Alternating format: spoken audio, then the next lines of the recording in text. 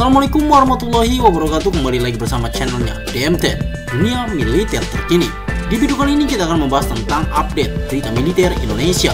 Ada apakah? Mari kita bahas ulasannya di sini.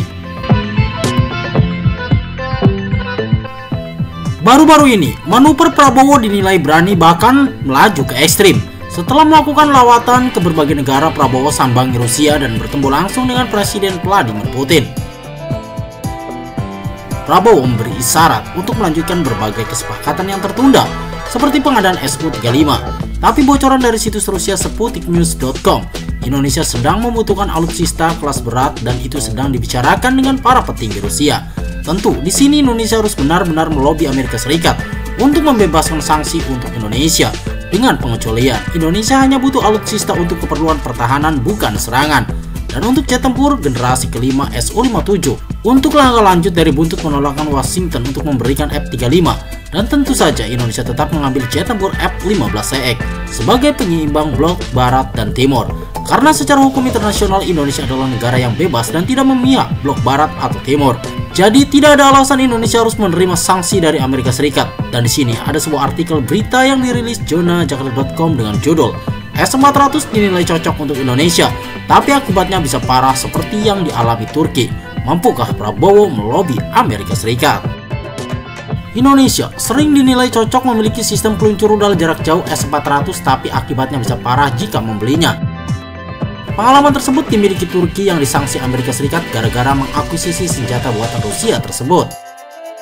Di situs pertanyaan seperti Koura misalnya, sering ada pertanyaan kenapa Indonesia tidak memiliki S-400 yang dianggap cocok dan akan bermanfaat. Sebagai negara besar berupa kepulauan, sistem peluncur rudal sebagai pertahanan udara semacam S-400 memang akan membuat Indonesia lebih tangguh. Apalagi Indonesia negara yang defensif bukan agresor, dan S-400 memang diperlukan oleh Indonesia. Sehingga senjata yang memperkuat pertahanan dari kemungkinan serangan atau agresi seperti S-400 sangat penting. Sistem pertahanan udara buatan Almaz Ante Rusia ini diklaim mampu melontarkan rudal yang bisa memburu 36 target sekaligus, baik pesawat tempur, pesawat tanpa awak maupun menangkal rudal lawan. Jangkauan tembak yang dimiliki S-400 mencapai 400 km sehingga sangat efektif dalam melindungi pertahanan negara. Selain itu, S-400 mampu terbang pada ketinggian 30 km. Menggunakan 4 jenis rudal baru, S-400 juga masih bisa melontarkan rudal yang digunakan S-300. S-400 standarnya menggunakan rudal 40N6 yang dilengkapi radar homing aktif. Radar itu mampu mendeteksi serangan dari jarak jauh sehingga bisa segera dilakukan counter dengan cepat. S-400 juga bisa menembakkan rudal darat ke udara kelas menengah seperti 9M96E dan 90M96E2.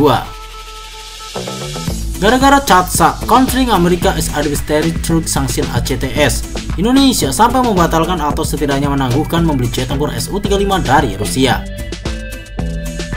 Padahal Indonesia dan Rusia sudah melakukan kontrak awal. Masalah tersebut juga dialami Turki yang membeli 2 batalion S-400 dari Rusia. Turki yang memiliki 6 pesawat generasi kelima dari Amerika Serikat F-35 tak bisa menerbangkannya. Amerika menggunakan CATSA untuk menjatuhkan sanksi kepada Turki karena membeli S-400 dari Rusia. Turki sempat mengajukan akuisisi 100 F-35 lagi kepada Amerika untuk memperkuat pertahanan udara, sekaligus mencairkan hubungan dengan Amerika Serikat. Namun Amerika tetap tak memberinya meski akan mendatangkan itu mantan Menteri Turki Çapit Çaglar seperti dikutip di defensesecurityasia.com pada 16 Agustus 2024 mengusulkan agar Turki menjual S-400 miliknya ke negara lain. Hanya dengan demikian hubungan Turki dan Amerika Serikat akan mencair. Kavit menilai isu jet tempur F-35 yang menyangkut Turki hanya bisa diselesaikan dengan menjual S-400. Turki memang sedang membangun pertahanan udara sekuat mungkin yang mereka sebut Steel Dome, kubah baja, menyaingi Israel yang membuat strategi pertahanan udara kubah besi. Bagi Turki, S-400 sangat penting untuk memperkuat kubah baja mereka. Namun, Kavit berpendapat mengingat Turki kesulitan mengoperasikan dan membeli F-35, ada baiknya S-400 dijual. Toh, dengan bisa membeli 100 jet tempur F-35 akan bisa menggantikan hilangnya S-400. Selain itu, Turki masih memiliki sistem pertahanan udara lain seperti Korkut, Hisar A+, Kordemir, Gokar, Gokber, Hisar, dan Sifar. Jika strategi Covid Kaglar dilaksanakan, bisa jadi Turki langsung menawarkan S-400 miliknya ke siapapun yang bersedia membelinya, termasuk kepada Indonesia. Namun bagi Indonesia itu jelas memberatkan.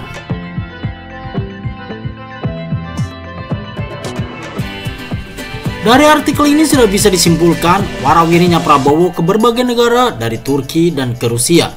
Jelas ada isyarat atau lobi besar. Di sini bisa dibilang lobi segitiga antara Turki, Rusia, dan Amerika Serikat akan menghasilkan sesuatu yang baik buat Indonesia. Tinggal menunggu mampukah Prabowo nantinya untuk menggondol S-400 dibawa pulang ke Indonesia. Tentu S-400 kali ini bukan dari Rusia tapi dari Turki yang harus segera menjualnya untuk memperbaiki hubungannya dengan Amerika Serikat. Dan perlu diingat, Turki di sini posisinya adalah negara sekutu Amerika Serikat.